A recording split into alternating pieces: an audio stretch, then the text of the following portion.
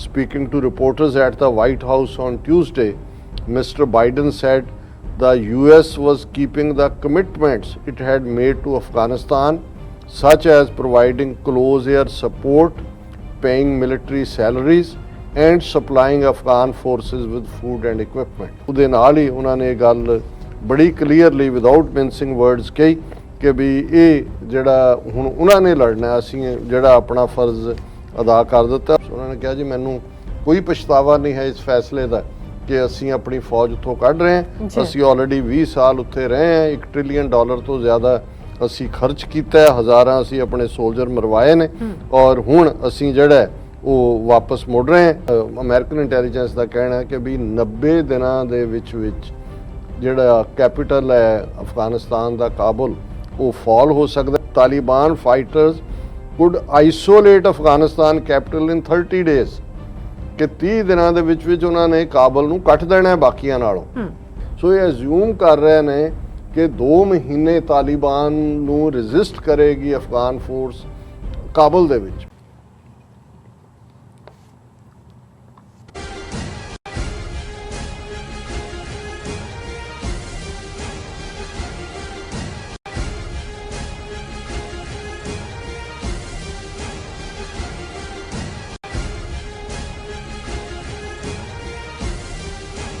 ਨੀਲਮ ਕੌਰ ਤੇ ਮੈਂ ਟੀਵੀ 84 ਦੇ ਸਾਰੇ ਦਰਸ਼ਕਾਂ ਤੇ ਸਰੋਤਿਆਂ ਨੂੰ ਜੀ ਆਇਆਂ ਕਹਿੰਦੀਆਂ ਪ੍ਰੋਗਰਾਮ ਸੱਚੋ ਸੱਚ ਵਿੱਚ, ਜਿਹੜੇ ਇਸ ਪ੍ਰੋਗਰਾਮ ਨਾਲ ਦੇਸ਼ਾਂ ਵਿਦੇਸ਼ਾਂ ਤੋਂ ਜੁੜ ਚੁੱਕੇ ਨੇ। ਖਾਲਸਾ ਅਫੇਅਰ ਸੈਂਟਰ ਦੇ ਸੰਚਾਲਕ ਡਾਕਟਰ ਅਮਰਜੀਤ ਸਿੰਘ ਜੀ ਰੋਜ਼ਾਨਾ ਦੀ ਤਰ੍ਹਾਂ ਸਟੂਡੀਓ 'ਚ ਮੇਰੇ ਨਾਲ ਸ਼ਾਮਿਲ ਨੇ। ਉਹਨਾਂ ਨਾਲ ਗੱਲਬਾਤ ਕਰਕੇ ਅੱਜ ਦੇ ਅਹਿਮ ਇਸ਼ੂਜ਼ ਉੱਪਰ ਉਹਨਾਂ ਤੋਂ ਉਹਨਾਂ ਦਾ ਤਬਸਰਾ ਜਾਣਦੇ ਹਾਂ।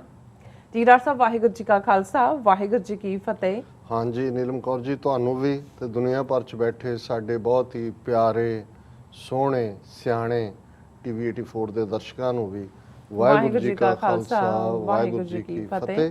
ਤੇ ਸਾਡੇ ਬਹੁਤ ਹੀ ਪਿਆਰੇ ਮੁਸਲਮਾਨ ਭੈਣਾਂ ਭਰਾਵਾਂ ਨੂੰ अस्सलाम वालेकुम। जी डॉक्टर साहब, जी आनू प्रोग्राम सचो सच विच बहुत शुक्रिया जी। डॉक्टर साहब, अज 11 अगस्त 2021 27 सावन नानकशाही संमत 553 का दिन है। तो डॉक्टर साहब, प्रोग्राम शुरू करने तो पहला अपने दर्शकों ते श्रोतियां नूं हमेशा तरह दस व्यूअर्स जे तुसीं हक सच इंसाफ ते पैराडाइन दा इको एक चैनल टीवी 84 ਨੂੰ ਦੇਖਣਾ ਚਾਹੁੰਦੇ ਹੋ ਤਾਂ ਤੁਸੀਂ ਦੇਖ ਸਕਦੇ ਹੋ Spectrum cable, RCN cable, Gulf cable in Canada, roku, Jadoo box, Oshawa, Facebook TV 84 ਦੀ ਐਪ ਰਾਹੀਂ online streaming and IP box ਤੇ ਤੁਸੀਂ ਟੀਵੀ 84 ਨੂੰ ਦੇਖ ਸਕਦੇ ਹੋ। व्यूअर्स, जे तुसीं टीवी 84 ਨਾਲ ਜਾਂ ਪ੍ਰੋਗਰਾਮ ਸੱਚੋ ਸੱਚ ਨਾਲ ਫੇਸਬੁੱਕ ਰਾਹੀਂ ਜੁੜੇ ਹੋ ਤਾਂ ਇਸ ਨੂੰ ਵੱਧ ਤੋਂ ਵੱਧ ਲਾਈਕ ਕਰੋ ਤੇ ਸ਼ੇਅਰ ਕਰੋ ਅਤੇ ਨਾਲ ਹੀ YouTube ਤੇ ਸਬਸਕ੍ਰਾਈਬ ਵੀ ਕਰੋ। ਇਹ ਵੀ ਦੱਸ ਦਿਓ ਕਿ ਤੁਸੀਂ ਟੀਵੀ 84 ਦੀ ਐਪ ਨੂੰ ਐਂਡਰੋਇਡ ਐਂਡ ਐਪ ਸਟੋਰ ਤੇ ਡਾਊਨਲੋਡ ਕਰਕੇ ਜੋ ਟੀਵੀ 84 ਦੀ ਲਾਈਵ ਸਟ੍ਰੀਮ ਹੈ ਉਸ ਨੂੰ ਤੁਸੀਂ 24 ਆਵਰਸ ਦੇਖ ਸਕਦੇ ਹੋ। व्यूअर्स, ਹੁਣ ਅਸੀਂ ਆਪਣੇ ਪ੍ਰੋਗਰਾਮ ਦੀ ਸ਼ੁਰੂਆਤ ਕਰਨ ਜਾ ਰਹੇ ਹਾਂ ਔਰ ਪ੍ਰੋਗਰਾਮ ਦੇ ਸ਼ੁਰੂ ਦੇ ਵਿੱਚ ਆਪਾਂ ਤੁਹਾਨੂੰ ਦੱਸ ਦਈਏ ਕਿ ਅੱਜ ਦੇ ਪ੍ਰੋਗਰਾਮ ਸੱਚੋ ਸੱਚ ਨੂੰ ਸਪਾਂਸਰ ਕੀਤਾ ਗਿਆ ਸਾਡੇ ਇੱਕ ਗੁਰਸਿੱਖ ਵੀਰ ਵੱਲੋਂ ਜਿਹੜੇ ਨਿਊਯਾਰਕ ਦੇ ਵਿੱਚ ਰਹਿੰਦੇ ਨੇ। ਉਹਨਾਂ ਨੇ ਸਾਡੇ ਅੱਜ ਦੇ ਪ੍ਰੋਗਰਾਮ ਨੂੰ ਸਪਾਂਸਰ ਕੀਤਾ ਹੈ। ਸੋ ਇਹਨਾਂ ਵੱਲੋਂ ਪੰਜਾਬ ਰੈਫਰੈਂਡਮ ਬਾਰੇ ਸੁਨੇਹਾ ਦਿੱਤਾ ਗਿਆ ਹੈ ਕਿ ਪੰਜਾਬ ਰੈਫਰੈਂਡਮ ਕਮਿਸ਼ਨ ਵੱਲੋਂ ਸਿੱਖ ਹੋਮਲੈਂਡ ਲਈ ਰੈਫਰੈਂਡਮ ਦੀ ਸ਼ੁਰੂਆਤ ਲੰਡਨ ਤੋਂ 31 ਅਕਤੂਬਰ 2021 ਤੋਂ ਕਰਨ ਦਾ ਜਿਹੜਾ ਐਲਾਨ ਕੀਤਾ ਗਿਆ ਹੈ। ਵੀਰ ਜੀ ਵੱਲੋਂ ਬੇਨਤੀ ਕੀਤੀ ਗਈ ਹੈ ਪੰਜਾਬ ਦੀ ਆਜ਼ਾਦੀ ਲਈ ਪੰਜਾਬ ਰੈਫਰੈਂਡਮ ਦੀ ਵੱਧ ਤੋਂ ਵੱਧ ਮਦਦ ਕੀਤੀ ਜਾਵੇ। ਵੋਟਾਂ 31 ਅਕਤੂਬਰ 2021 ਲੰਡਨ ਤੋਂ ਸ਼ੁਰੂ ਹੋਣ ਜਾ ਰਹੀਆਂ ਹਨ। ਸੋ ਪੰਜਾਬ ਅਤੇ ਦੁਨੀਆ ਭਰ ਵਿੱਚ ਜਿਹੜੀਆਂ ਵੋਟਾਂ ਪੈਣਗੀਆਂ। ਸੋ ਅੱਜ ਦੀ ਸਪਾਂਸਰਸ਼ਿਪ ਲਈ ਅਸੀਂ ਵੀਰ ਜੀ ਦਾ ਤਹਿ ਦਿਲ ਤੋਂ ਧੰਨਵਾਦ ਕਰਦੇ ਹਾਂ ਔਰ ਤੁਹਾਨੂੰ ਵੀ ਅਪੀਲ ਤੇ ਬੇਨਤੀ ਕਰਦੇ ਹਾਂ ਕਿ ਤੁਸੀਂ ਵੀ ਵੱਧ ਤੋਂ ਵੱਧ ਪ੍ਰੋਗਰਾਮ ਸੱਚੋ ਸੱਚ ਨੂੰ ਸਪਾਂਸਰ ਕਰੋ। ਸਪਾਂਸਰਸ਼ਿਪ ਲਈ ਤੁਸੀਂ ਸਾਨੂੰ ਕਾਲ ਕਰ ਸਕਦੇ ਹੋ 5166191984। ਤੁਸੀਂ ਸਾਨੂੰ ਸੇਮ ਨੰਬਰ ਤੇ WhatsApp ਵੀ ਕਰ ਸਕਦੇ ਹੋ। ਤੁਸੀਂ ਸਾਨੂੰ ਈਮੇਲ ਵੀ ਕਰ ਸਕਦੇ info@tv84.tv ਤੇ। ਸੋ ਪ੍ਰੋਗਰਾਮ ਦੀ ਸ਼ੁਰੂਆਤ ਕਰਦੇ ਹਾਂ ਅੱਜ ਦੇ ਪਹਿਲੇ ਅਹਿਮ ਇਸ਼ੂ ਦੇ ਨਾਲ। ਉਸ ਦੇ ਵਿੱਚ ਆਪਾਂ ਗੱਲਬਾਤ ਕਰਨ ਜਾ ਰਹੇ ਹਾਂ ਅਫਗਾਨਿਸਤਾਨ ਦੇ ਤਾਲਿਬਾਨ ਦੇ ਹਵਾਲੇ ਨਾਲ ਕਿ ਜਿਹੜਾ ਅਫਗਾਨਿਸਤਾਨ ਵਿੱਚ ਤਾਲਿਬਾਨ ਦਾ ਜਿਹੜਾ ਵਿਕਟਰੀ ਮਾਰਚ ਹੈ ਉਹ ਬਰਾਬਰ ਜਾਰੀ ਹੈ। ਸੋ ਹੁਣ ਤਾਂ ਅਮਰੀਕਨ ਖੁਫੀਆ ਏਜੰਸੀਆਂ ਨੇ ਵੀ ਮੰਨ ਲਿਆ ਹੈ ਕਿ ਤਾਲਿਬਾਨ 90 ਡੇਜ਼ ਦੇ ਵਿੱਚ ਕਾਬਲ ਤੇ ਕਬਜ਼ਾ ਕਰ ਸਕਦੇ ਹਨ। ਪਰ ਜਿਸ ਤੇਜ਼ੀ ਨਾਲ ਤਾਲਿਬਾਨ ਅੱਗੇ ਵਧ ਰਹੇ ਹਨ ਉਸ ਤੋਂ ਲੱਗਦਾ ਹੈ ਕਿ ਸ਼ਾਇਦ ਉਹਨਾਂ ਦਾ ਕਾਬਲ ਫਤਹ ਮਿਸ਼ਨ ਜਿਹੜਾ ਹੈਗਾ ਉਹ 4-5 ਹਫ਼ਤਿਆਂ ਦੀ ਹੀ ਮਾਰ ਹੀ ਹੋਵੇਗੀ। ਸੋ ਇਸ ਬਾਰੇ ਆਪਾਂ ਵਿਚਾਰ ਚਰਚਾ ਕਰਨ ਜਾ ਰਹੇ ਹਾਂ। ਸੋ ਅਸੀਂ ਚਾਹਾਂਗੇ ਕਿ ਤੁਸੀਂ ਇਸੇ ਤਰ੍ਹਾਂ ਹੀ ਬਣੇ ਰਹਿਣਾ। ਦੇਖਣ ਸੁਣਨ ਲਿਖਣ ਲਈ ਤੁਹਾਡਾ ਸਭ ਦਾ ਬਹੁਤ ਬਹੁਤ ਸ਼ੁਕਰੀਆ ਜੀ। ਡਾਕਟਰ ਸਾਹਿਬ, ਕੀ ਵਿਚਾਰਾਂ ਨੇ? ਦੇਖੋ, ਸਭ ਤੋਂ ਪਹਿਲਾਂ ਤਾਂ ਅੱਜ ਦੇ ਸਪਾਂਸਰ ਕਰਨ ਵਾਲੇ ਪ੍ਰੋਗਰਾਮ ਨੂੰ ਭਾਈ ਸਾਹਿਬ ਬਾਰੇ, ਉਹ ਬਹੁਤ ਹੀ ਪਿਆਰੇ ਇਨਸਾਨ ਨੇ, ਜੀ ਔਰ ਜਿਹੜੇ ਗੁਰਸਿੱਖੀ ਵੱਲ ਤੁਰੇ ਹੁੰਦੇ ਨੇ, ਜਿਨ੍ਹਾਂ ਦੇ ਰਗੋ ਰੇਸ਼ੇ ਦੇ ਵਿੱਚ ਗੁਰਸਿੱਖੀ ਪੰਥ ਦਾ ਪਿਆਰ ਹੈ, ਬਿਲਕੁਲ ਉਹ ਇਹ ਮਹਿਸੂਸ ਕਰਦੇ ਨੇ ਕਿ ਜਿਹੜੀ ਵੀ ਜਥੇਬੰਦੀ ਜਿੱਥੇ ਜਿੱਥੇ ਵੀ ਕੌਮ ਦੀ ਆਜ਼ਾਦੀ ਲਈ, ਪੰਥ ਦੀ ਚੜ੍ਹਦੀ ਕਲਾ ਲਈ ਕੰਮ ਕਰਦੀ ਹੈ, ਉਹਨਾਂ ਦੀ ਮੁਕੰਮਲ ਹਮਾਇਤ ਔਰ ਅਨਕੰਡੀਸ਼ਨਲ ਸਪੋਰਟ। ਸੋ ਉਹ TV 84 ਨੂੰ ਐਡਮਾਇਰ ਕਰਦੇ ਨੇ, ਉਹਨਾਂ ਦਾ ਸਮੁੱਚਾ ਪਰਿਵਾਰ ਜਿਹੜਾ ਹੈ ਉਹ TV 84 ਨੂੰ ਦੇਖਦਾ ਹੈ।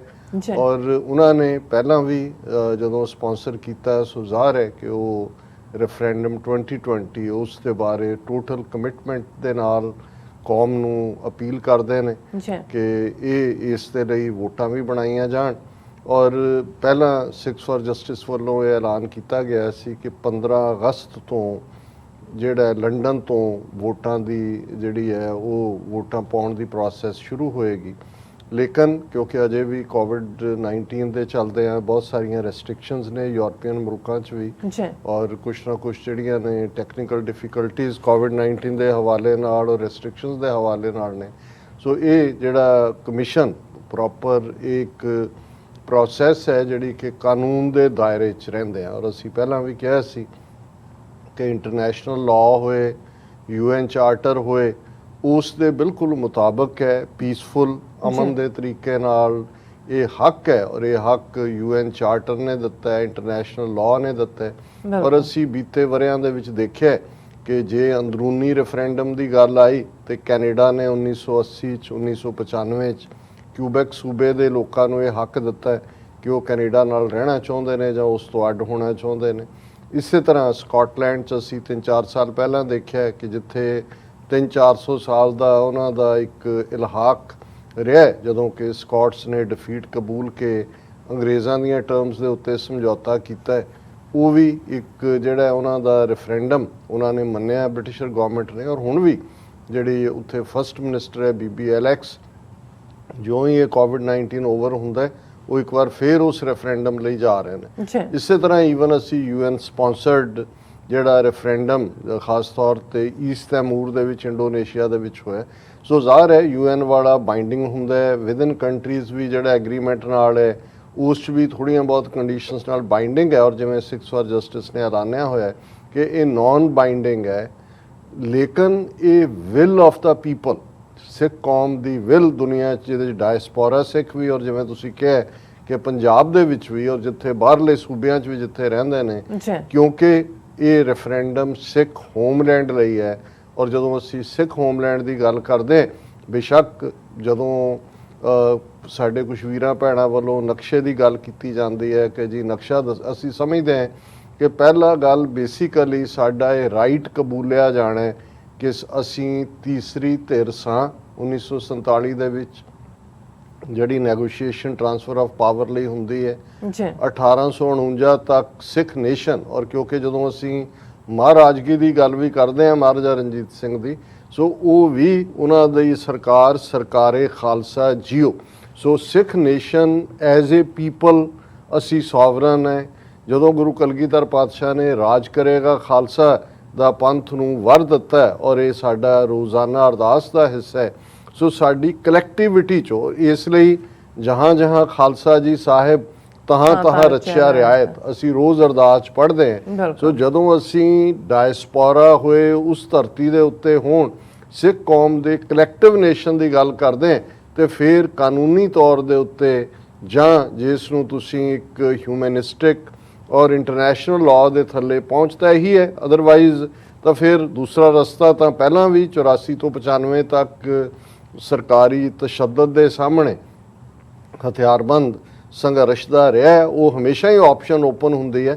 ਲੇਕਿਨ ਦੁਨੀਆ ਨੂੰ ਇਹ ਦੱਸਣ ਦੇ ਲਈ ਵੀ ਕਿ ਭਾਈ ਇਹ ਮਹਿਜ਼ ਚੰਦ ਕੁਛ ਲੋਕਾਂ ਦਾ, ਕੁਛ ਟ੍ਰਿਗਰ ਹੈਪੀ ਲੋਕਾਂ ਦੀ ਹੌਬੀ ਨਹੀਂ ਹੈ, ਜਾਂ ਇਹ ਮਹਿਜ਼ ਇੱਕ ਜਿਵੇਂ ਹਕੂਮਤ ਇਹਨੂੰ ਦਹਿਸ਼ਤਗਰਦੀ ਦੇ ਖਾਤੇ 'ਚ ਪਾਉਣਾ ਚਾਹੁੰਦੀ ਹੈ। ਨਹੀਂ, ਸਾਡਾ ਹੱਕ ਬਣਦਾ ਇੰਟਰਨੈਸ਼ਨਲ ਲੈਵਲ ਦੇ ਉੱਤੇ ਉਸੇ ਹੀ ਚਾਰਟਰ ਦੇ ਤਹਿਤ, ਜਿਹਦੇ ਥੱਲੇ ਸੈਕੰਡ ਵਰਲਡ ਵਾਰ ਤੋਂ ਬਾਅਦ ਲਗਭਗ 50 ਨੇਸ਼ਨ UN ਨੂੰ ਸ਼ੁਰੂ ਕਰਦੇ ਨੇ। ਅੱਜ 194 ਮੁਲਕ ਨੇ, ਸੋ 195 ਖਾਲਿਸਤਾਨ ਕਿਉਂ ਨਹੀਂ ਹੋ ਸਕਦਾ। ਸੋ ਅਸੀਂ ਭਾਈ ਸਾਹਿਬ ਦਾ ਬਹੁਤ ਸ਼ੁਕਰੀਆ ਅਦਾ ਕਰਦੇ ਹਾਂ, ਔਰ ਇਸ ਮੁਕੰਮਲ ਮੁਹਿੰਮ ਦੀ ਰੈਫਰੈਂਡਮ 2020 ਦੀ ਅਸੀਂ ਮੁਕੰਮਲ ਹਮਾਇਤ ਕਰਦੇ ਹਾਂ, ਕਿਉਂਕਿ 15 ਅਗਸਤ ਸੋ ਕਾਲਡ ਆਜ਼ਾਦੀ ਦਿਵਸ ਭਾਰਤ ਮਾਤਾ ਦੇ ਕਹਿਣ ਵਾਲਿਆਂ ਦਾ ਔਰ ਜ਼ਾਹਰ ਹੈ ਉਸ ਨੂੰ ਲੈ ਕੇ ਐਕਟੀਵਿਟੀਜ਼ ਖਾਲਸਾ ਪੰਥ ਵੱਲੋਂ ਵੀ ਸਾਡੇ ਕਸ਼ਮੀਰੀ ਭੈਣਾਂ ਭਰਾਵਾਂ ਵੱਲੋਂ ਵੀ ਸ਼ੁਰੂ ਹੈ। ਆਲਰੇਡੀ ਅਸੀਂ 7 ਅਗਸਤ ਨੂੰ ਐਟਲਾਂਟਿਕ ਸਮੁੰਦਰ ਦੀ ਹਿੱਕ ਦੇ ਉੱਤੇ ਖਾਲਿਸਤਾਨ ਔਰ ਕਸ਼ਮੀਰ ਦੇ ਝੰਡੇ ਪਾਕਿਸਤਾਨ ਦੇ ਝੰਡੇ ਦੇ ਨਾਲ ਲਹਿਰਾਏ। ਇਹ ਸਿੰਬੋਲਿਜ਼ਮ ਵੀ ਸੀ, ਮੈਸੇਜ ਵੀ ਸੀ ਕਿ ਉਹ ਦਿਨ ਦੂਰ ਨਹੀਂ ਹੈ ਜਦੋਂ ਕਿ ਪਾਕਿਸਤਾਨ ਦਾ ਝੰਡਾ ਤਾਂ ਆਲਰੇਡੀ ਉਹ ਆਪਣਾ 74ਵਾਂ ਯੌਮੇ ਆਜ਼ਾਦੀ ਮਨਾ ਰਹੇ ਨੇ, ਪਰ ਇਹ ਨਾਲ ਮੈਸੇਜ ਵੀ ਸੀ ਕਿ ਬਹੁਤ ਜਲਦੀ ਖਾਲਿਸਤਾਨ ਇੱਕ ਗਵਾਂਢੀ ਮੁਲਕ ਵਜੋਂ ਜਿਹੜਾ ਉਹ ਮਾਨਤਾ ਹਾਸਲ ਕਰੇਗਾ ਔਰ ਇਹ ਸਾਡਾ ਰਿਜ਼ੋਲਵ ਹੈ, ਸਾਡੀ ਵਿਲ ਹੈ, ਸਾਡੀ ਡੈਸਟਨੀ। ਉਸ ਦੇ ਨਾਲ ਅਸੀਂ ਲਗਾਤਾਰਤਾ ਨਾਲ ਇਹ ਅਨਾਉਂਸ ਵੀ ਕਰ ਰਹੇ ਹਾਂ ਕਿ ਭਾਈ ਕਿਵੇਂ ਐਤਵਾਰ ਸੰਡੇ ਜਦੋਂ ਕਿ 15 ਅਗਸਤ ਦਾ ਦਿਨ ਹੈ, ਥਾਂ ਥਾਈਂ ਰੈਲੀਜ਼ ਹੋ ਰਹੀਆਂ ਨੇ, ਖਾਲਿਸਤਾਨ ਦੇ ਝੰਡੇ ਚੜਾਏ ਜਾਣੇ ਨੇ, ਪ੍ਰੋਟੈਸਟ ਵੀ ਹੋਣੇ ਨੇ। ਉਹਨਾਂ ਦੇ ਵਿੱਚ ਵਾਸ਼ਿੰਗਟਨ DC ਹੈ, ਨਿਊਯਾਰਕ ਹੈ, ਸੈਨ ਫਰਾਂਸਿਸਕੋ ਹੈ, ਸ਼ਿਕਾਗੋ, ਹਿਊਸਟਨ ਔਰ ਆਸਟ੍ਰੇਲੀਆ ਦੀ ਗੱਲ ਅਸੀਂ ਕੀਤੀ ਸੀ ਕਿ ਪਰਥ ਦੇ ਵਿੱਚ ਜਿਹੜੀ ਕਿ ਸਾਨੂੰ ਜਾਣਕਾਰੀ ਕੱਲ੍ਹ ਮਿਲੀ ਕਿ ਵੱਡੇ ਪੈਮਾਨੇ ਦੇ ਉੱਤੇ ਉਹਨਾਂ ਨੇ ਇਸ ਪ੍ਰੋਗਰਾਮ ਨੂੰ ਰੱਖਿਆ।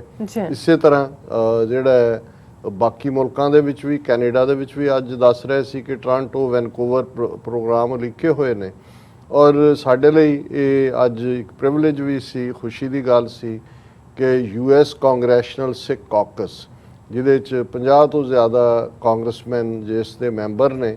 ਹਾਲਾਂਕਿ ਦੁਸ਼ਮਣ ਤਾਂ ਜੋ ਹੁੰਦਾ ਹੀ ਹੈ, ਕਈ ਵਾਰ ਆਪਣੇ ਵੀ ਜਦੋਂ ਦੁਸ਼ਮਣੀ ਪੁਗਾਨ ਤੇ ਆਣ ਤੇ ਉਹ ਕਿਸ ਹੱਦ ਤੱਕ ਜਾਂਦੇ ਨੇ। ਅਸੀਂ ਪਿਛਲੇ ਪੀਰੀਅਡ 'ਚ ਦੇਖਿਆ ਕਿ ਕਿਵੇਂ ਕਾਂਗਰੈਸ਼ਨਲ ਸਿੱਖ ਕਾਕਸ ਦੇ ਇਮੇਜ ਦਾ ਨੁਕਸਾਨ ਕਰਨ ਦੀ ਕੋਸ਼ਿਸ਼ ਕੀਤੀ ਗਈ, ਬਹੁਤ ਸਾਰਾ ਘਟੀਆ ਪ੍ਰੋਪੇਗੈਂਡਾ ਕੀਤਾ ਗਿਆ ਔਰ ਉਸ ਸਾਰੇ ਦੇ ਬਾਵਜੂਦ ਜੇ ਮੈਂ ਸਮਝਦਾ ਵੀ ਅਲਟੀਮੇਟਲੀ ਜੇ ਤੁਸੀਂ ਕਿਸੇ ਨੂੰ ਜੱਜ ਕਰਨਾ ਹੋਏ ਤੇ ਉਸ ਬਾਰੇ ਲੋਕ ਕੀ ਕਹਿੰਦੇ ਨੇ, ਉਸ ਬਾਰੇ ਪਰਸੈਪਸ਼ਨ ਕੀ ਬਣਾਈ ਹੋਈ ਹੈ, ਇਸ ਵੱਲ ਜਾਣ ਦੀ ਥਾਂ ਜੇ ਤੁਸੀਂ ਐਕਸ਼ਨਸ ਦੇਖੋ, ਕੰਮ ਦੇਖੋ ਤੇ ਫਿਰ ਖੁਦ ਤੁਸੀਂ ਨਿਪਟਾਰਾ ਕਰਦੇ ਹੋ ਜਾਂ ਖੁਦ ਤੁਸੀਂ ਨਿਰਣਾ ਕਰਦੇ ਹੋ ਕਿ ਕੀ ਦਰੁਸਤ ਹੈ ਤੇ ਕੀ ਗਲਤ ਹੈ। ਔਰ ਅੱਜ ਇਸੇ ਹੀ ਸੋ ਕਾਲਡ ਆਜ਼ਾਦੀ ਦਿਵਸ ਨੂੰ ਜਿਹੜਾ ਉਹ ਸਾਹਮਣੇ ਰੱਖਦੇ ਆ US ਕਾਂਗਰੈਸ਼ਨਲ ਸਿੱਖ ਕਾਕਸ ਨੇ ਇੱਕ ਜ਼ੂਮ ਕਾਨਫਰੰਸ ਕੀਤੀ ਜਿਹਦੇ ਵਿੱਚ ਬਹੁਤ ਵੱਡੀ ਗਿਣਤੀ ਦੇ ਵਿੱਚ ਪਾਰਟਿਸਪੈਂਟ ਸਨ। ਦਰਸ਼ਕ ਦੇਖ ਸਕਦੇ ਨੇ ਸਕਰੀਨ ਦੇ ਉੱਤੇ ਔਰ ਜਿਹੜੇ ਉਹਦੇ ਵਿੱਚ ਪੈਨਲਿਸਟ ਸਨ ਉਹਨਾਂ ਦੇ ਮੈਂ ਜ਼ਰੂਰ ਜਿਹੜਾ ਨਾਂ ਲੈਣਾ ਚਾਹੁੰਦਾ। ਉਹਨੂੰ ਜ਼ਾਹਰ ਹੈ ਕਿ ਪ੍ਰੀਜ਼ਾਈਡ ਜਿਹੜੇ US ਕਾਂਗਰੈਸ਼ਨਲ ਸਿੱਖ ਕਾਕਸ ਦੇ ਰਿਪਬਲਿਕਨ ਪਾਰਟੀ ਵੱਲੋਂ ਕੋ-ਚੇਅਰ ਨੇ ਡੇਵਿਡ ਵੈਲੇਡੋ, ਇਹ ਫ੍ਰੈਜ਼ਨੋ ਕਾਂਗਰੈਸ਼ਨਲ ਡਿਸਟ੍ਰਿਕਟ ਨੂੰ ਰਿਪਰੈਜ਼ੈਂਟ ਕਰਦੇ ਨੇ। ਉਹਨਾਂ ਨੇ ਓਪਨਿੰਗ ਰਿਮਾਰਕਸ ਦੇ ਨਾਲ ਜ਼ਾਹਰ ਹੈ ਕਿ ਉਸ ਦੀ ਜਿਹੜੀ ਐਂਕਰਿੰਗ ਹੈ ਸਾਰੇ ਇਸ ਜ਼ੂਮ ਕਾਨਫਰੰਸ ਦੀ ਪਹਿਲਾਂ ਹਰਪ੍ਰੀਤ ਸਿੰਘ ਸੰਧੂ ਹੋਰਾਂ ਨੇ ਕੀਤੀ, ਬਰੀਫ ਕੀਤਾ ਉਹਨਾਂ ਨੇ ਸਾਰੇ ਔਰ ਫਿਰ ਡਾਕਟਰ ਇਕਤਦਾਰ ਕਰਾਮਤ ਚੀਮਾ ਉਹਨਾਂ ਨੇ ਐਂਕਰਿੰਗ ਵੀ ਕੀਤੀ ਔਰ ਉਸ ਸਾਰੇ ਦੇ ਨਾਲ ਜਿਹੜੇ ਇਸ ਪੈਨਲ ਦੇ ਵਿੱਚ ਸ਼ਾਮਲ ਸਨ ਉਹਨਾਂ ਦੇ ਵਿੱਚ ਮਿਸਟਰ ਕਾਰਲੋਸ ਵਿਲੋ ਪੈਚੋ, ਇਹ ਅਸੈਂਬਲੀਮੈਨ ਨੇ ਸਟਾਕਟਨ ਏਰੀਆ ਤੋਂ ਔਰ ਬੜੀ ਖੂਬਸੂਰਤ ਪ੍ਰੈਜੈਂਟੇਸ਼ਨ ਸੀ ਉਹਨਾਂ ਦੀ।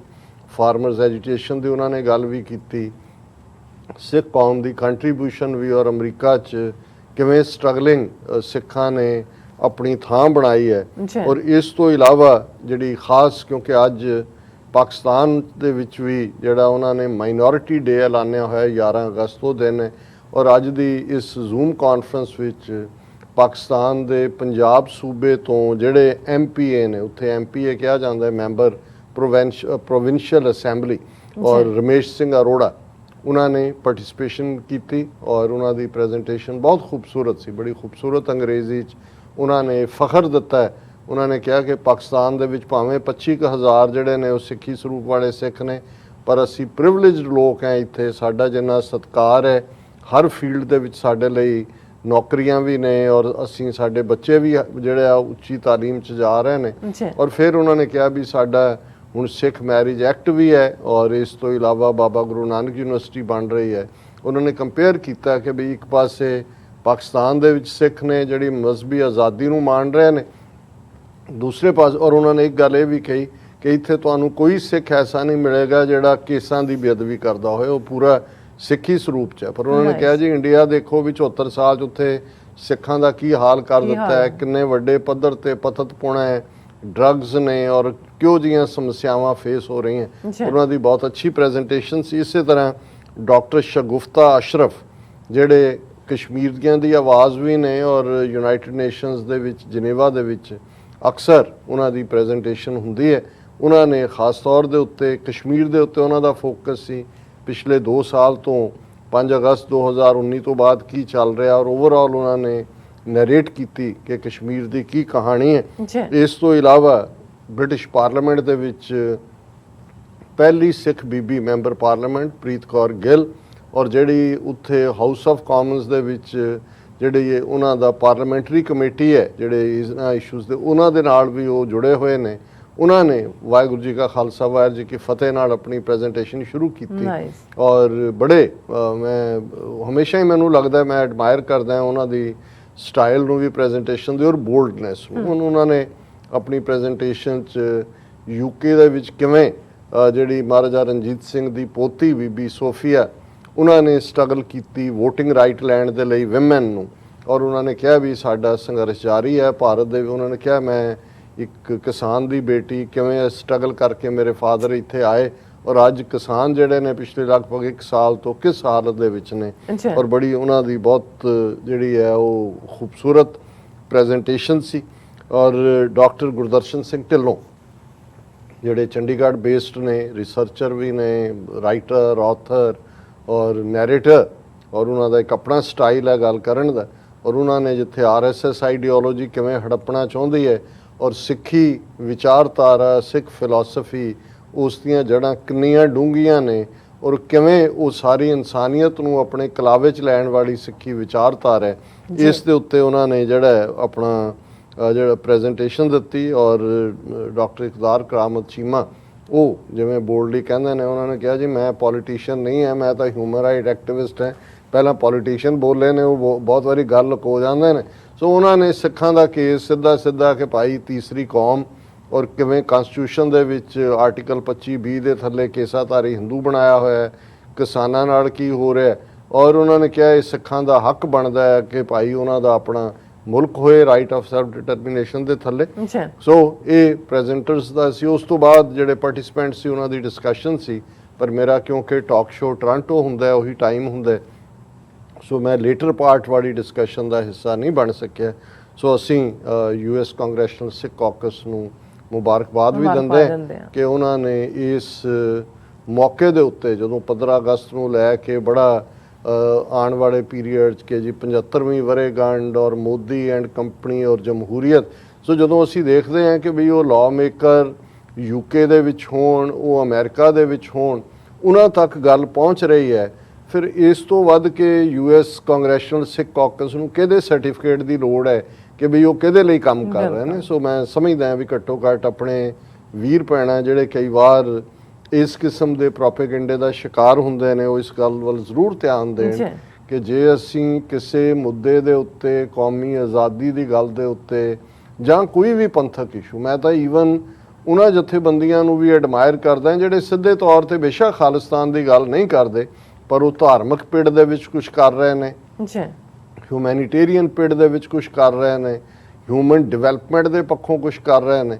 ਜਿਹੜਾ ਕੋਈ ਕਿਤੇ ਵੀ ਨਹੀਂ ਕੁਝ ਕਰ ਰਿਹਾ ਸਿੱਖੀ ਸਰੂਪ 'ਚ ਰਹਿੰਦੇ ਆ ਜਿਹੜਾ ਕਿਸੇ ਥਾਂ ਤੇ ਜਾ ਕੇ ਖਲੋਂਦਾ ਹੁਣ ਹਾਕੀ ਟੀਮ ਦੇ 8-9-10 ਪਲੇਅਰ ਸਿੱਖਾਂ ਦੇ ਮੁੰਡੇ ਔਰ ਬੀਬੀ ਗੁਰਜੋਤ ਕੌਰ ਜਦੋਂ ਕੱਲ ਅੰਮ੍ਰਿਤਸਰ ਉਹ ਹਵਾਈ ਅੱਡੇ ਤੇ ਉਤਰਦੇ ਨੇ ਔਰ ਉੱਥੋਂ ਸਿੱਧਾ ਦਰਬਾਰ ਸਾਹਿਬ ਤੁਸੀਂ ਇੱਕ ਫਖਰ ਮਹਿਸੂਸ ਕਰ ਹਾਲਾਂ ਉਹਨਾਂ ਨੇ ਤਿਰੰਗੇ ਦੇ ਲਈ ਉਹਨਾਂ ਨੇ ਖੇਡਿਆ ਜੇ ਅਸੀਂ ਉਹਨਾਂ ਨੂੰ ਖਾਲਿਸਤਾਨੀ ਝੰਡਾ ਦੇ ਦਈਏ ਔਰ ਕੱਲ ਨੂੰ ਸਾਡਾ ਮੁਲਕ ਹੋਏ ਉਹ ਸਾਡੇ ਬੱਚੇ ਨੇ ਲੇਕਿਨ ਇੱਕ ਤੁਹਾਨੂੰ ਫਖਰ ਔਰ ਪ੍ਰਾਈਡ ਮਹਿਸੂਸ ਹੁੰਦਾ ਹੈ ਕਿ ਬੇਸ਼ੱਕ ਉਹਨਾਂ 'ਚੋਂ ਕੁਝ ਜਿਹੜੇ ਨੇ ਸਿੱਖੀ ਸਰੂਪ 'ਚ ਨਹੀਂ ਨੇ ਪਰ ਸੋਹਣੀਆਂ ਉਹਨਾਂ ਨੇ ਬਲੂ ਦਸਤਾਰਾਂ ਸਜਾਈਆਂ ਹੋਈਆਂ ਨੇ ਔਰ ਜਿਸ ਸ਼ਾਨ ਦੇ ਨਾਲ ਉਹ 에ਅਰਪੋਰਟ ਤੋਂ ਨਿਕਲੇ ਜਿਸ ਫਖਰ ਦੇ ਨਾਲ ਔਰ ਜਿਵੇਂ ਉਹਨਾਂ ਨੇ ਹਿਊਮਿਲਿਟੀ ਦੇ ਨਾਲ ਗੁਰੂ ਰਾਮਦਾਸ ਦੇ ਦਰਬਾਰ ਹਰਮੰਦਰ ਸਾਹਿਬ 'ਚ ਉੱਥੋਂ 에ਅਰਪੋਰਟ ਤੋਂ ਸਿੱਧੇ ਦਰਬਾਰ ਸਾਹਿਬ ਆਏ। ਸੋ ਮੈਂ ਸਮਝਦਾ ਵੀ ਇਹ ਵੀ ਬੇਸ਼ੱਕ ਕਈਆਂ ਨੂੰ ਇਸ ਗੱਲ ਦੇ ਉੱਤੇ ਚੰਗਾ ਨਹੀਂ ਲੱਗਦਾ ਕਿ ਉਹ ਅਸੀਂ ਜਦੋਂ ਇਸ ਕਿਸਮ ਦੀ ਗੱਲ ਕਹਿੰਦੇ ਜਾਂ ਕਰਦੇ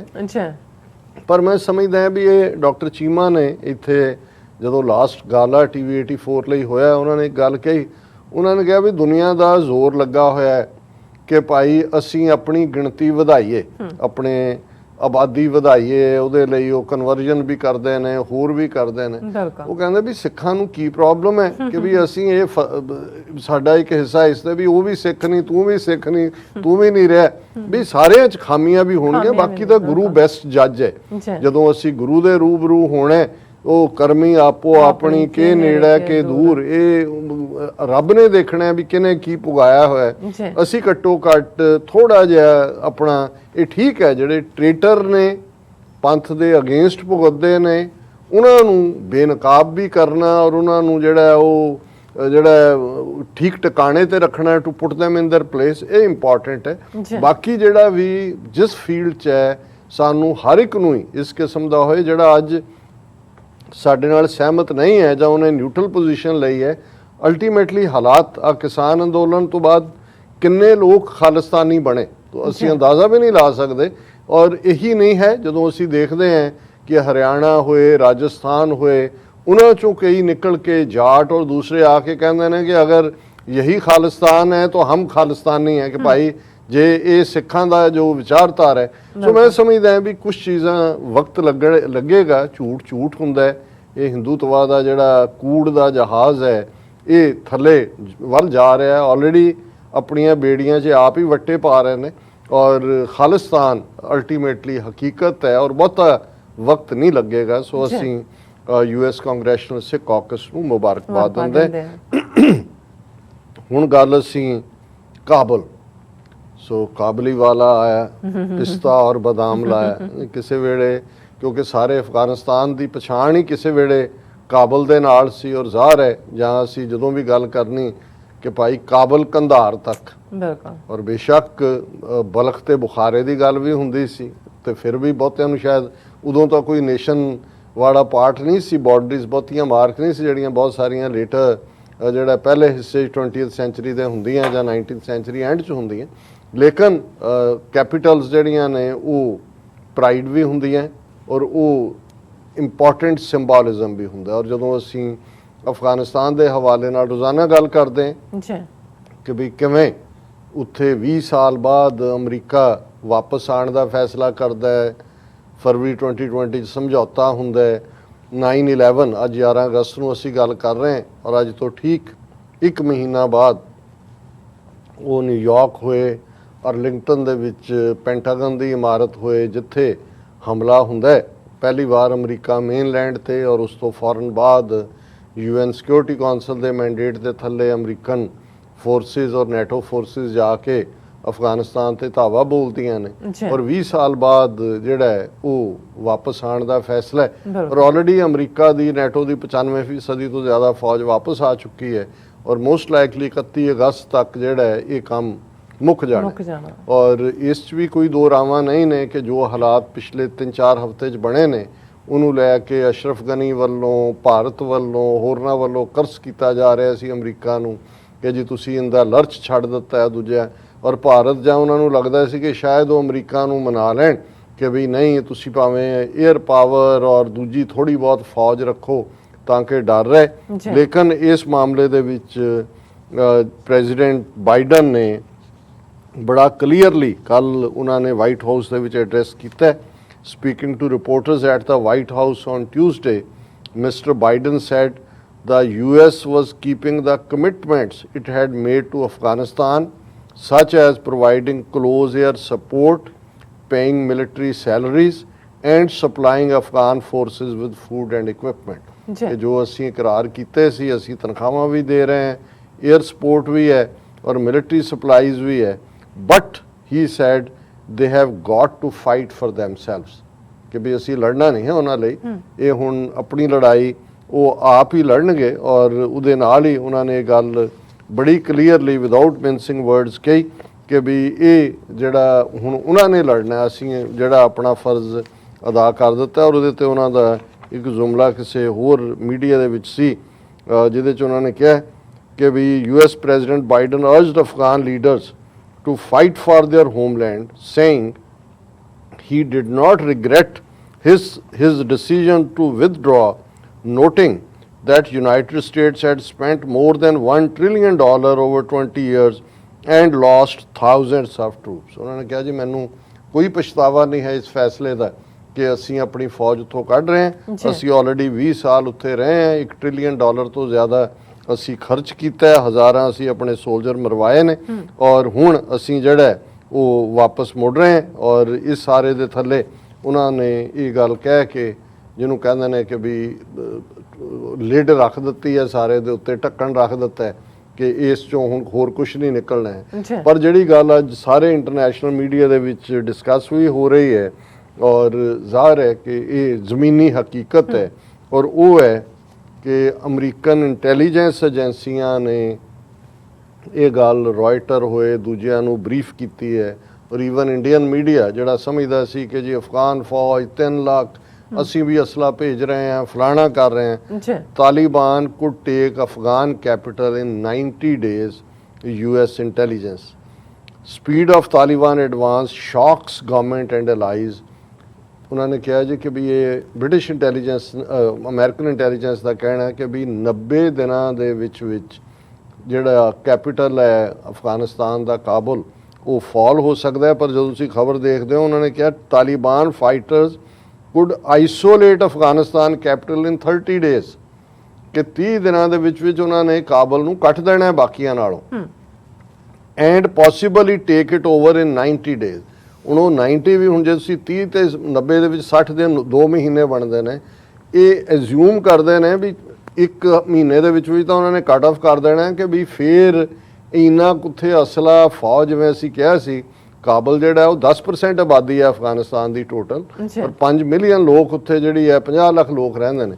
ਸੋ ਇਹ ਐਜ਼ਿਊਮ ਕਰ ਰਹੇ ਨੇ ਕਿ 2 ਮਹੀਨੇ ਤਾਲਿਬਾਨ ਨੂੰ ਰੈਜ਼ਿਸਟ ਕਰੇਗੀ ਅਫਗਾਨ ਫੋਰਸ ਕਾਬਲ ਦੇ ਵਿੱਚ। ਪਰ ਜਿੰਨਾ ਕੁ ਮੈਂ ਇਸ ਸਾਰੀ ਸਿਚੁਏਸ਼ਨ ਨੂੰ ਸਮਝ ਸਕਿਆ ਜਾਂ ਦੂਜਾ, ਔਰ ਜਿਵੇਂ ਥਾਂ ਥਾਈਂ ਅਸੀਂ ਦੇਖ ਰਹੇ ਹਾਂ ਕਿ ਅਫਗਾਨ ਫੌਜ ਤਾਂ ਮੂੰਹ 'ਚ ਘਾਹ ਪਾ ਕੇ ਔਰ ਸਣੇ ਹਥਿਆਰਾਂ ਦੇ ਉਹਨਾਂ ਦੇ ਨਾਲ ਆ ਕੇ ਜੁਆਇਨ ਕਰ ਰਹੇ ਨੇ, ਕਿਉਂਕਿ ਜਿੱਥੇ ਵੀ ਉਹ ਵੱਧ ਰਹੇ ਨੇ। ਔਰ ਇਸ ਵੇਲੇ ਜਿਹੜੀਆਂ ਲੇਟੈਸਟ ਮੀਡੀਆ ਖਬਰਾਂ ਨੇ ਕਿ 11 ਕੈਪੀਟਲਸ ਉਹਨਾਂ ਨੇ ਲੈ ਲਈਆਂ ਨੇ, ਔਰ ਜਿਹੜਾ ਈਵਨ ਅਮਰੀਕਨਾਂ ਦੇ ਕਹਿਣ ਮੁਤਾਬਕ 65% ਟੈਰੀਟਰੀ ਹੈ ਸਾਰੇ ਅਫਗਾਨਿਸਤਾਨ ਦੀ, ਹਾਲਾਂਕਿ ਇਹ 85% ਬਣ ਜਾਂਦੀ ਹੈ। ਔਰ ਉਹਨਾਂ ਦੇ ਵਿੱਚ ਜਿਹੜੀ ਕੀ ਉਹਨਾਂ ਦੀ ਪ੍ਰਾਪਤੀ ਹੈ ਫੈਜ਼ਾਬਾਦ, ਜਿਹੜੀ ਕਿ ਬਦਖਸ਼ਾਨ ਦੀ ਕੈਪੀਟਲ ਹੈ, ਔਰ ਇਹ ਫਾਲ ਹੋਣ ਨਾਲ ਫੈਜ਼ਾਬਾਦ ਦੇ ਸਾਰੇ ਦਾ ਸਾਰਾ ਨਾਰਥ ਈਸਟ, ਕਿਉਂਕਿ ਇਹ ਜਿਹੜਾ ਸੂਬਾ ਬਦਖਸ਼ਾਨ, ਇਸ ਦਾ ਬਾਰਡਰ ਚੀਨ ਨਾਲ ਵੀ ਲੱਗਦਾ ਹੈ, ਪਾਕਿਸਤਾਨ ਨਾਲ ਵੀ ਲੱਗਦਾ ਹੈ, ਔਰ ਤਾਜ਼ਿਕਸਤਾਨ ਨਾਲ ਵੀ ਲੱਗਦਾ ਹੈ।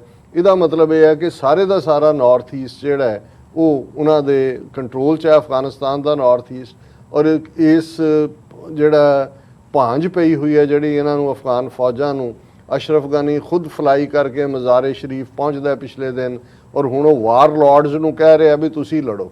ਜਿਹੜੀ ਤੁਹਾਡੀ ਫੌਜ, ਇਹਨਾਂ ਨੂੰ ਤੁਸੀਂ ਤਨਖਾਹਾਂ ਦੇ ਰਹੇ ਹੋ, ਲੇਟੈਸਟ ਅਸਲਾ ਅਮਰੀਕਾ ਨੇ ਉਹਨਾਂ ਨੂੰ ਦਿੱਤਾ ਹੈ, ਉਹ ਲੜਨ ਨੂੰ ਤਿਆਰ ਨਹੀਂ ਨੇ, ਉਹ ਦੌੜ ਰਹੇ ਨੇ ਤੇ ਇਹ ਲੜਨਗੇ। ਸੋ ਕੁੱਲ ਮਿਲਾ ਕੇ ਮੈਂ ਇਹ ਸਮਝਦਾ ਕਿ ਇਹ ਜਿਹੜਾ ਫਾਲ ਹੈ ਇਹ ਸਾਰੇ ਦਾ ਕਾਬੁਲ ਦਾ, ਇਹ ਮੱਚ ਅਰਲੀਅਰ ਹੋ ਸਕਦਾ ਹੈ। ਔਰ ਯੂਨਾਈਟਿਡ ਨੇਸ਼ਨਸ ਨੇ ਇਸ ਦੇ ਉੱਤੇ ਚਿੰਤਾ ਦਾ ਵੀ ਇਜ਼ਹਾਰ ਕੀਤਾ ਹੈ, ਜਿਵੇਂ ਉਹਨਾਂ ਦੀ UN human right chief Michelle Bachelet said that reports of violations that could amount to war crimes and crimes against humanity were emerging, including deeply disturbing reports of the summary execution of surrendering government troops। ਇਹ ਵੀ ਖਬਰਾਂ ਨੇ ਕਿ ਜਿਹੜੇ ਕੁਝ surrender ਕਰ ਰਹੇ ਨੇ ਉਹਨਾਂ ਨੂੰ ਗੋਲੀਆਂ ਨਾਲ ਉਡਾਇਆ ਜਾ ਰਿਹਾ। ਉਹਨਾਂ ਨੇ ਕਿਹਾ ਇਹ ਵਾਰ ਕ੍ਰਾਈਮ ਬਣਦਾ। ਔਰ ਹੁਣ ਜੇ ਤੁਸੀਂ ਹਾਰ ਦਾ ਅੰਦਾਜ਼ਾ ਗਵਰਨਮੈਂਟ ਦਾ ਇੱਥੋਂ ਲਾ ਸਕਦੇ ਹੋ, ਇਹ ਅਖਾਣ ਅਕਸਰ ਅਸੀਂ ਆਪਣੇ ਬਚਪਨ ਤੋਂ ਸੁਣਦੇ ਰਹੇ ਕਿ ਭਾਈ ਕਦੇ ਵੀ ਤੁਸੀਂ ਜੰਗ ਦੇ ਮੈਦਾਨ ਵਿੱਚ ਜਾਂ ਉਹਨੂੰ ਜਿਹੜਾ ਉਹ ਮਿਡ ਸਟਰੀਮ ਕਹਿੰਦੇ ਨੇ ਕਿ ਮਿਡ ਸਟਰੀਮ ਪਾਣੀ 'ਚ ਤੁਸੀਂ ਘੋੜਾ ਨਹੀਂ ਬਦਲਦੇ, ਜਾਂ ਜੰਗ ਦੇ ਮੈਦਾਨ 'ਚ ਜਦੋਂ ਤੱਕ ਜਾਂ ਤਾਂ ਘੋੜਾ ਜ਼ਖਮੀ ਹੋ ਜਾਏ ਮਰ ਜਾਏ ਫਿਰ ਅਦਰਵਾਈਜ਼ ਉਹੀ ਘੋੜਾ ਹੈ। ਹੁਣ ਮਤਲਬ ਇਹ ਹੁੰਦਾ ਹੈ ਕਿ ਜਿਹਨੂੰ ਤੁਸੀਂ ਸਾਧਿਆ ਹੋਇਆ ਹੈ, ਜਿਹੜਾ ਤੁਹਾਡੇ ਨਾਲ ਫੈਮੀਲੀਅਰ ਹੈ, ਜਦੋਂ ਜੰਗ ਮਚੀ ਹੋਈ ਹੈ ਉਦੋਂ ਉਹੀ ਸਮਝ ਸਕਦਾ ਕੀ ਹੈ। ਤੇ ਜੇ ਜੰਗ ਦੇ ਮੈਦਾਨ ਦੇ ਵਿੱਚ ਤੁਹਾਨੂੰ ਘੋੜਾ ਬਦਲਣਾ ਪੈ ਜਾਏ, ਚੰਗਾ ਭਲਾ ਘੋੜਾ, ਇਹਦਾ ਮਤਲਬ ਕਿ ਨਾ ਪਹਿਲਾਂ ਤੁਹਾਡੇ ਕੰਮ ਆਇਆ ਨਾ ਨਵੇਂ ਨੇ ਆਣਾ। ਔਰ ਇਹ ਖਬਰ ਹੈ Afghanistan war, army chief replaced as Taliban seize more cities. Afghanistan has replaced its army chief as Taliban militants continue to make rapid advances. ਉਹਨਾਂ ਨੇ ਕਿਹਾ ਵੀ ਆਲਰੇਡੀ 9 ਜਿਹੜੇ ਪ੍ਰੋਵਿੰਸ ਨੇ ਇਹ ਇੱਕ ਦਿਨ ਪਹਿਲਾਂ ਉਹਨਾਂ ਦੇ 9 ਦਾ ਸੀ ਤੇ 34 ਟੋਟਲ ਪ੍ਰੋਵਿੰਸ ਨੇ ਅਫਗਾਨਿਸਤਾਨ ਦੇ। ਅਸੀਂ ਆਲਰੇਡੀ 11 ਕਨਫਰਮ ਕੀਤੇ ਨੇ ਜਿਹੜੇ ਸਟੂਡੀਓ ਦੇ ਵਿੱਚ ਆਉਣ ਤੋਂ ਪਹਿਲਾਂ 11 ਦਾ ਫਿਗਰ ਸੀ। ਤੇ ਜੇ ਹੁਣ ਅਫਗਾਨ ਦਾ ਫੌਜੀ ਚੀਫ ਹੀ ਬਦਲਣ ਦੀ ਉਹਨਾਂ ਦੀ ਮਜਬੂਰੀ ਬਣ ਗਈ ਤੇ ਇਹਦਾ ਮਤਲਬ ਹੈ ਕਿ ਫੌਜ ਇੱਦਾਂ ਨਹੀਂ, ਲੜਾਈ ਤਾਂ ਸਪਿਰਿਟ ਨਾਲ ਹੁੰਦੀ ਹੈ, ਜਜ਼ਬੇ ਨਾਲ ਹੁੰਦੀ ਹੈ। ਔਰ ਜ਼ਾਹਰ ਹੈ ਜਦੋਂ ਅਸੀਂ ਨੈਪੋਲੀਅਨ ਸਟਾਈਲ ਜਾਂ ਸਿੱਖ ਫੌਜ ਦੇ ਵੇਲੇ ਵੀ ਜਿਹੜਾ ਹੈ ਜਾਂ ਅੰਗਰੇਜ਼ਾਂ ਦੇ ਵੇਲੇ ਵੀ ਔਰ ਐਕਸੈਲਸ਼ੀਅਰ ਔਰ ਦੂਸਰਾ ਜਦੋਂ ਅਸੀਂ ਨਜ਼ਮਾਂ ਪੜ੍ਹਦੇ ਹਾਂ ਕਿ ਭਾਈ ਕਿਵੇਂ ਜਿਹੜੀ ਜਦੋਂ ਤੁਹਾਡਾ ਫਾਈਨਲ ਚਾਰਜ ਹੁੰਦਾ ਹੈ ਜਾਂ charge of the light brigade ਇੱਕ ਬੜੀ ਪਪੂਲਰ ਨਜ਼ਮ ਸੀ। ਸੋ ਉਦੋਂ ਅਲਟੀਮੇਟਲੀ ਅਸਲਾ ਨਹੀਂ ਹੁੰਦਾ ਕਿ ਬਈ ਉਹਦੇ ਨਾਲ ਤੁਸੀਂ ਜੰਗ, ਉਹ ਸਪਿਰਿਟ ਹੁੰਦੀ ਹੈ। ਔਰ ਜਿਹੜੀ ਫਾਈਨਲ ਤੁਹਾਡਾ ਹੁੰਦਾ ਹੈ ਉਹਦੇ ਜਿਹੜਾ ਤੁਹਾਡਾ ਕਮਾਂਡਰ ਹੁੰਦਾ ਹੈ ਉਹ ਆਪਣੇ ਜਵਾਨਾਂ ਦੇ ਵਿੱਚ ਉਹ ਜਨੂਨ ਭਰਦਾ ਹੈ, ਜੋਸ਼ ਭਰਦਾ ਹੈ ਵੀ ਅੱਜ ਤੁਹਾਨੂੰ ਇਹ ਦੇਖ ਰਹੀ ਹੈ, ਦੁਨੀਆ ਦੇਖ ਰਹੀ ਹੈ, ਤੁਹਾਡਾ ਇਤਿਹਾਸ ਦੇਖ ਰਿਹਾ ਹੈ, ਅੱਜ ਮਰੋ ਜਾਂ ਮਾਰੋ ਦੀ ਗੱਲ ਹੈ, ਅੱਜ ਇਹ ਹੈ। ਔਰ ਉਹਦੇ 'ਚ ਜਿਹੜੇ ਮੁਰਦਾ ਵੀ ਹੁੰਦੇ ਨੇ ਉਹਨਾਂ 'ਚ ਵੀ ਜਾਨ ਭਰ ਜਾਂਦੀ ਹੈ। ਪਰ ਇੱਥੇ ਤਾਂ ਜੇ ਫੌਜ ਦਾ ਚੀਫ ਵੀ ਦੌੜ ਰਿਹਾ ਹੈ ਔਰ ਉੱਥੇ ਜਿਹੜੇ ਲੜਨ ਭੇਜੇ ਹੋਏ ਨੇ ਉਹ ਜਾ ਕੇ ਹੱਥ ਜੋੜ ਕੇ ਨਾਲੇ ਹਥਿਆਰ ਦਿੰਦੇ ਨੇ ਤੇ ਨਾਲੇ ਜਿਹੜਾ ਉਹ ਆਪਣੀ ਵਰਦੀ ਉਹਨਾਂ ਨੂੰ ਉਹਨਾਂ ਦੇ ਸਾਹਮਣੇ ਲਾਉਂਦੇ ਨੇ। ਤੇ ਤੁਸੀਂ ਅੰਦਾਜ਼ਾ ਲਾਓ ਕਿ ਵੀ ਇਹ ਈਵਨ ਗੱਲ ਜਿਹੜੀ ਇਹਨਾਂ ਨੇ ਕਿਹਾ ਵੀ 3 ਮਹੀਨੇ ਲੱਗਣਗੇ ਕਾਬਲ ਨੂੰ ਫਾਲ ਹੁੰਦੇ ਆ, ਮੈਨੂੰ ਲੱਗਦਾ ਵੀ ਇਹ ਮਹੀਨੇ 'ਚ ਕੰਮ ਇਹਨਾਂ ਦਾ ਹੋ ਜਾਣਾ। ਜੀ ਡਾਕਟਰ ਸਾਹਿਬ ਤੁਹਾਡਾ ਬਹੁਤ ਬਹੁਤ ਸ਼ੁਕਰੀਆ, ਤੁਸੀਂ ਆਪਣੇ ਵਿਚਾਰ ਸਾਡੇ ਦਰਸ਼ਕਾਂ ਨਾਲ ਸਾਂਝੇ ਕੀਤੇ ਨੇ। ਸੋ ਇੱਥੇ ਲੈਣੇ ਬ੍ਰੇਕ ਤੋਂ ਪਹਿਲਾਂ ਅਸੀਂ ਆਪਣੇ ਦਰਸ਼ਕਾਂ ਤੇ ਸਰੋਤਿਆਂ ਨੂੰ ਅਪੀਲ ਤੇ ਬੇਨਤੀ ਕਰਦੀ ਵਿਊਅਰਸ, ਜਿਸ ਤਰ੍ਹਾਂ ਕਿ ਤੁਸੀਂ ਜਾਣਦੇ ਹੋ ਕਿ TV 84 ਇੱਕ ਪੰਥਕ ਚੈਨਲ ਹੈ। TV 84 ਦੀ ਚੜ੍ਹਦੀ ਕਲਾ ਲਈ ਵੱਧ ਤੋਂ ਵੱਧ ਡੋਨੇਟ ਕਰੋ। ਡੋਨੇਟ ਕਰਨ ਲਈ ਸਾਡੀ ਵੈਬਸਾਈਟ tv84.tv ਤੇ ਜਾ ਕੇ ਪੇਪਲ ਦੀ ਵਰਤੋਂ ਕਰਕੇ 1 ਟਾਈਮ ਡੋਨੇਟ ਕਰ ਸਕਦੇ ਹੋ, ਮੰਥਲੀ ਡੋਨੇਟ ਵੀ ਕਰ ਸਕਦੇ ਹੋ। ਤੁਸੀਂ TV 84 ਦੇ ਨਾਮ ਤੇ ਚੈੱਕ ਬਣਾ ਕੇ ਸਾਨੂੰ ਮੇਲ ਵੀ ਕਰ ਸਕਦੇ ਹੋ ਸਾਡੇ ਇਸ ਪਤੇ ਤੇ 36-0137 Avenue, ਲੌਂਗਲੈਂਡ ਸਿਟੀ, ਨਿਊਯਾਰਕ 11101 USA। ਜਾਂ ਫਿਰ ਤੁਸੀਂ ਸਾਨੂੰ ਫੋਨ ਰਾਹੀਂ ਵੀ ਸੰਪਰਕ ਕਰ ਸਕਦੇ ਹੋ ਸਾਡੇ ਫੋਨ ਨੰਬਰ ਤੇ 5166191984। ਤੁਸੀਂ ਸਾਨੂੰ ਈਮੇਲ ਵੀ ਕਰ ਸਕਦੇ ਹੋ info@tv84.tv ਤੇ। ਅਸੀਂ ਤੁਹਾਡੇ ਤਹਿ ਦਿਲ ਤੋਂ ਸ਼ੁਕਰਗੁਜ਼ਾਰ ਹੋਵਾਂਗੇ। ਸੋ ਇੱਥੇ ਲੈਣੇ ਬ੍ਰੇਕ ਵਿਊਅਰਸ, ਤੁਸੀਂ ਸਾਨੂੰ ਇਸੇ ਤਰ੍ਹਾਂ ਬਣੇ ਰਹਿਣਾ। ਮਿਲਦੇ ਹਾਂ ਆਫਟਰ ਦਿਸ ਸ਼ਾਰਟ ਬ੍ਰੇਕ।